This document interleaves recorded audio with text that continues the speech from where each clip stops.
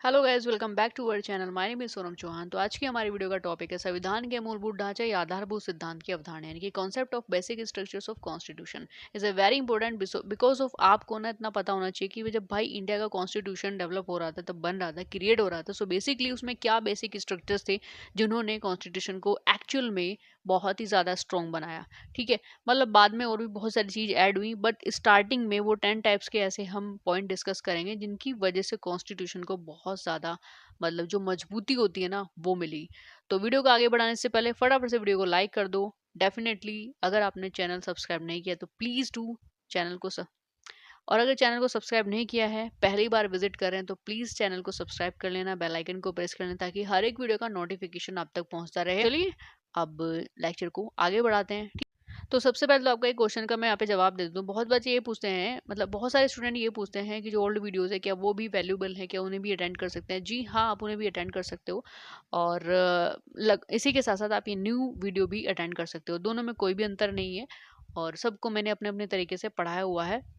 Same syllabus है, कुछ भी चेंज नहीं, क्योंकि वो भी 2020 एनईपी 2020 के ही अकॉर्डिंग है और ये वाला भी एनईपी 2020 के ही अकॉर्डिंग है। ठीक है, तो चलिए अब फाइनल लेक्चर को स्टार्ट करते हैं। तो सबसे पहला पॉइंट क्या आता है, हमारा जो बेसिक स्ट्रक्चर है कॉन्स्टिट्यूशन का, उसमें यानी कि मूलभूत जो ढांचा होता है बेसिकली, उसका पहला पॉइंट कहता है कि संविधान की सर्वोच्चता यानी कि सुपरमेसी ऑफ द कॉन्स्टिट्यूशन। तो ये सबसे पहला पॉइंट क्या डिस्क्राइब करता है कि जो संविधान है ना देश के लिए, वो उसकी सुपरमेसी है, सर्वोच्च, यानी कि उससे ऊपर कुछ भी नहीं है।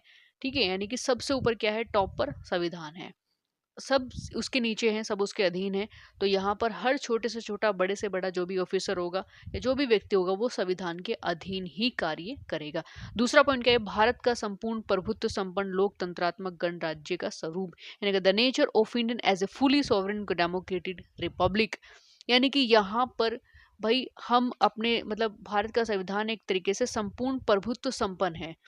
प्रभुत्व संपन्न का मतलब क्या है कि हम किसी हमारे जो भी नियम कानून बनेंगे उसमें कोई भी कंट्री इंटरफेयर नहीं करेगा। और साथ ही साथ हम लोकतंत्रात्मक, यानी कि वहां पर भाई जनता का तंत्र होगा, जनता अपनी इच्छा से अपने लीडर को चुन सकती है, उनको वोट दे करके बेसिकली। ठीक है, और गणराज्य का मतलब, रिपब्लिक का मतलब क्या होगा कि कोई भी पोस्ट मतलब वंश के आधार पर निर्धारित नहीं की जाएगी कि भाई अगर मेरी फैमिली में से कोई एक नेता बन गया है या कोई पीएम बन गया है, तो आने वाला जो मेरी फैमिली का मेंबर होगा फिर वो भी पीएम ही बनेगा, है ना। जैसे पीढ़ी दर पीढ़ी होता था ना भाई, मोनार्की सिस्टम में आपने देखा होगा कि राजा का जो बेटा होता है वो राजा बनता है, फिर उसका बेटा राजा बनता है। तो ये क्या है कि वंशानुगत परंपरा चली होती है। तो डेमोक्रेटिक जो कंट्री होती है बेसिकली, उसमें ये प्रथा नहीं होती है। ठीक है, तीसरा पॉइंट आता है संविधान का पंथ निरपेक्ष स्वरूप और अंतःकरण की स्वतंत्रता, यानी कि secular nature of the constitution and freedom of conscience. यानी कि संविधान एक इस तरीके से क्रिएट किया गया है जहां पर किसी भी धर्म को कोई विशेष दर्जा नहीं दिया गया है और एक अंतःकरण की स्वतंत्रता वहां पर मिली हुई है। नेक्स्ट पॉइंट है विधि का शासन, यानी कि रूल ऑफ लॉ। इसका मतलब है कि जितने भी जो भी लॉ है वो सभी व्यक्तियों के लिए समान होंगे। किसी भी व्यक्ति, यानी कि जो पैसे वाला, जिसका मतलब ये नहीं है कि वो अगर क्राइम करेगा तो वो बच जाएगा। तो यहाँ पर बड़े से बड़ा, छोटे से छोटा व्यक्ति, जो सिटीजन्स, जो भारत का नागरिक है, उन सब के लिए लॉ एक समान होंगे। यानी कि विधि का शासन का रूल ऑफ लॉ का बेसिकली मीनिंग यही होता है कि कानून के आधार पर किसी भी प्रकार का कोई भी भेदभाव किसी से नहीं किया जाएगा। ठीक है, नेक्स्ट पॉइंट है प्रतिष्ठा एवं अवसर की समता तथा व्यक्ति स्वतंत्रता स्वातंत्र्य, sorry, equality of states and opportunity and individual freedom. तो यहाँ पर मैंने भारतीय संविधान क्या देता है आपको, प्रतिष्ठा देता है, इक्वालिटी देता है, एक स्टेटस मेंटेन करने की जो अधिकार है, जो फ्रीडम है वो देता है, और एक व्यक्ति जो इंडिविजुअल अपॉर्चुनिटी है, जो इंडिविजुअल बेसिकली जो फ्रीडम है वो दिया जाता है। ठीक है, यानी कि हर एक पर्टिकुलर जो सिटीजन्स हैं उसकी प्रतिष्ठा, उसका सम्मान, हर तरीके से उसकी जो समताएं हैं, जो उसकी समानता बेसिकली इक्वेलिटी है, उसका ध्यान इसमें रखा गया है।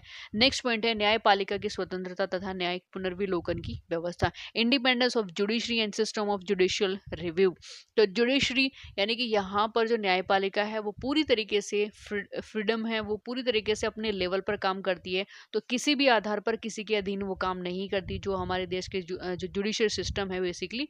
ठीक है, कि ऐसा नहीं है कि अगर पावर में कोई भी गवर्नमेंट है तो वो गवर्नमेंट अपनी मर्जी से जुडिशरी को कंट्रोल कर सकता है। नहीं जो जुडिशरी है वो स्वतंत्र है, वो फ्रीडम है, वो अपने अकॉर्डिंग का मतलब होता है भाई कॉन्स्टिट्यूशन के अकॉर्डिंग ही काम करेगी, वो किसी के भी दबाव में काम नहीं करेंगी। दूसरा पॉइंट इसमें आता है न्यायिक पुनर्विलोकन, यानी कि जुडिशियल रिव्यू का मतलब होता है कभी भी किसी भी केस में अगर ऐसा डाउट होता है कि भाई ये सही तरीके से क्लियर आउट नहीं हुआ है तो उसे वापस से रिव्यू करने का भी अधिकार इसमें मिला हुआ है बेसिकली। ठीक है, जुडिशियल रिव्यू का मतलब वही होता है कि वापस से उस केस पर स्टडी करना, वापस से उस केस को रीओपन करना।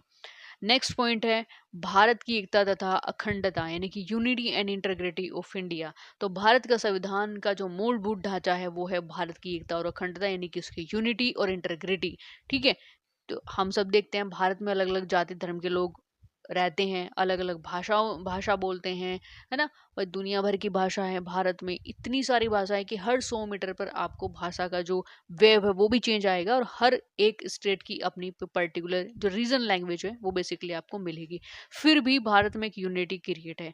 तो ये जो भारतीय संविधान है उसका मूलभूत ढांचा माना जाता है। ठीक है, नेक्स्ट पॉइंट है शक्तियों का पृथक्करण के सेपरेशन ऑफ पावर। तो भारत के संविधान के अनुसार भारत में जो पूरा सिस्टम है बेसिकली वो सेपरेशन ऑफ पावर है, यानी कि वहां पर स्टेट जो प्रोविंस है उनको कुछ अधिकार दिए गए हैं, उन अधिकारों के आधार पर मतलब उन कर्तव्यों के आधार पर उनको जो पावर है वो डिस्ट्रीब्यूट की गई है, और कुछ पावर जो है वो सेंटर पर है। तो सेंटर और स्टेट में पावर का डिस्ट्रीब्यूशन है, तो मतलब सेपरेशन वहां पर देखा जाता है। नेक्स्ट पॉइंट है मूल अधिकारों व नीति निदेशक तत्वों के बीच संतुलन के balance between fundamental rights and DPSP, यानी कि directive principle of state policy.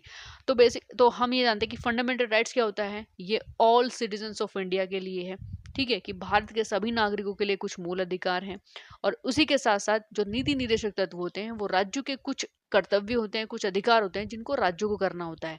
ठीक है, तो उनके बीच बैलेंस को क्रिएट किया जाता है, उनके बीच एक मतलब संतुलन बनाए रखना भी बहुत ज्यादा जरूरी होता है, और ये मूलभूत ढांचा कहा जाता है। नेक्स्ट इसका लास्ट पॉइंट है संविधान का संघात्मक स्वरूप, यानी कि फेडरल फॉर्म ऑफ कॉन्स्टिट्यूशन। संघात्मक स्वरूप का मतलब ये है कि फाइनल जो कंट्रोल होता है वो फेडरल लेवल पर होता है, सेंटर लेवल पर होता है। तो कुछ भी मतलब किसी भी स्टेट का अपना पर्टिकुलर कॉन्स्टिट्यूशन नहीं है कि हाँ उत्तर प्रदेश का अपना अलग कॉन्स्टिट्यूशन है, या मध्य प्रदेश या महाराष्ट्र गुजरात एवरीथिंग जितने भी मतलब स्टेट है उनका कोई पर्टिकुलर अपना कॉन्स्टिट्यूशन नहीं है, सिर्फ एक कॉन्स्टिट्यूशन है, वो पूरे भारत का है। ठीक है, वो फेडरल लेवल पर काम करता है। ठीक है, मेक श्योर आज का वीडियो लेक्चर आपको डेफिनेटली पसंद आया होगा, तो फटाफट से एक लाइक कर दो। वीडियो पसंद है वीडियो को शेयर जरूर कर देना, लाइक कर देना। सब्सक्राइब नहीं किया तो सब्सक्राइब कर लेना, बेल आइकन को प्रेस कर लेना, ताकि हर एक वीडियो का और हर एक अपडेट का नोटिफिकेशन क्विकली आप तक पहुंचता रहे। और तो चलिए मिलते हैं नेक्स्ट इन्फॉर्मेशन के साथ में नेक्स्ट वीडियो लेक्चर में, तब तक के लिए जय हिंद जय भारत।